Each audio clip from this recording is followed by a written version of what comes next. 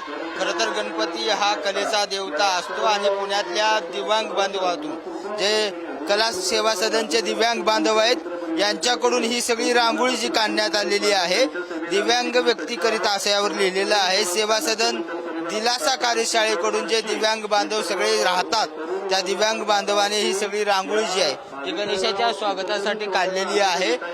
अनेक कलाकार आहेत जे या सगळ्यामध्ये दिव्यांग बांधव आहेत, मात्र आपल्या सगळ्या पद्धतीने जे आहे ज्या जे योगदान देता येईल ते देण्याचा प्रयत्न करण्यात आलेला आहे। कशा पद्धतीचे हे दिव्यांग आहेत तर कशी रांगोळी?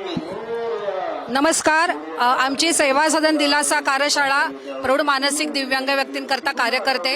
विविध व्यावसायिक उपक्रमाच्या माध्यमातून आपण या मुलांना इथे प्रशिक्षण देतो। त्याच माध्यमातून रांगोळी प्रशिक्षण हा नवीन उपक्रम आम्ही गेले 1.5 वर्ष सुरू केला आहे आणि ऐश्वर्या बलकवडे ही राष्ट्रीय कला अकादमीची स्टुडंट आहे। ती आमच्या मुलींना ही रांगोळी शिकवायला येते आणि आम्हाला खूप सांगायला आनंद होतोय। अनंत चतुर्दशी निमित्त आमचे दिव्यांग मुली यावर्षी यामध्ये सहभाग घेतलाय त्यांनी आणि अतिशय उत्तम रीतीने रांगोळी काढली। कशा पद्धतीने काढली रांगोळी? छान आलं म्हणजे हो किती वेळ लागला शिकायला? दोनच करते मी छान काढली ते रांगोळी आणि मला ऐश्वर्या ताईबद्दल मला संधी मिळाली त्याबद्दल थँक्यू। गणपती बाप्पा मोरया। यांना काय कसं शिकवलं? काय अवघड काय? अवघड असं काही नाही, खूप छान। जसं आपण रांगोळी काढतो तसं ह्या मुलांच्या मनात सुद्धा असतं की गणपती बाप्पासाठी आपण काहीतरी करूयात। गेले 1 वर्ष झालं आम्ही प्रॅक्टिस करतोय। खूप छान प्रकारे ते मला रिस्पॉन्स देतात, खूप छान प्रकारे काढतात।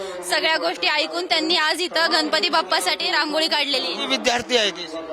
आता 10 मुलं आलेली आहेत आणि आमच्या शाळेमध्ये 30 ते 40 मुलं रांगोळी काढतात।